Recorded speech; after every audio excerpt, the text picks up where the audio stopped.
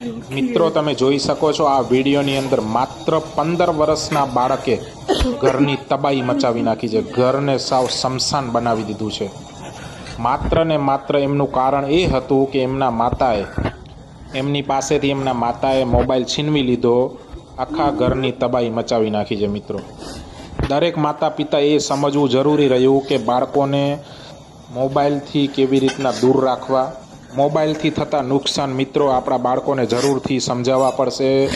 બાકી એક દિવસ કોઈ પણ રીતે આપણી પણ આવી હાલત થવાની છે। મિત્રો તમે જુઓ કોઈ પણ જગ્યા ખાલી નથી રાખી। બધી ઘરમાં દરેક રૂમની અંદર રસોડામાં બાથરૂમમાં બધું ટોટલી ડેમેજ કરી દીધું છે। ભાઈએ ટોટલી બધું નુકસાન કર્યું છે। જુઓ લાખોનું નુકસાન કર્યું છે આખા ઘરની અંદર। વિડીયોને આખો જોજો અને તમારો શું મંતવ્ય છે એ કમેન્ટમાં જરૂરથી જણાવજો। ને મિત્રો વિડીયો લાઈક કરવાનું ભૂલજો નહીં ને કમેન્ટની અંદર જરૂરથી લખજો તમારું મંતવ્ય શું છે। આજના યુવાનને કેવી રીતના સંસ્કાર ને બાળપણનો ઉછેર કેવી રીતના થવો જોઈએ જરૂરથી જણાવજો મિત્રો। એ 15 વર્ષના બાળકના માતા પિતા પણ રડી રહ્યા છે। જુઓ તમે એમનો અવાજ સાંભળી શકો છો તમે બેકગ્રાઉન્ડમાં। હવે કળિયુગ નહીં મહાકળિયુગની શરૂઆત થઈ ગઈ છે મિત્રો। જુઓ તમે કેટલું નુકસાન કર્યું છે। માત્ર મોબાઈલ છીનવી લેવાથી એટલું નુકસાન થઈ રહ્યું છે મિત્રો।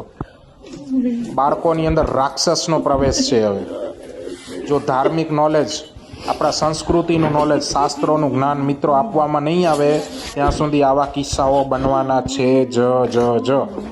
આપણા બાળકોને દરરોજ 15થી 20 મિનિટ મહાભારતનું કે રામાયણનું કે ભગવદ્ ગીતાનું સારું એવું જ્ઞાન આપો। 10થી 15 મિનિટ આપણે બાળકો જોડે બેસીને સારી વાતો કરીએ, શાસ્ત્રની વાતો કરીએ, જેથી કરીને આપણા બાળકનું ભવિષ્ય આવું ન બને, ભવિષ્ય ઉજ્જવળ બને, એમનો સંસાર સુખી ચાલે, એમનું ભવિષ્ય ઉજ્જવળ બને, સરળતાથી શાંતિથી સુખભર્યું જીવન જીવી શકે મિત્રો।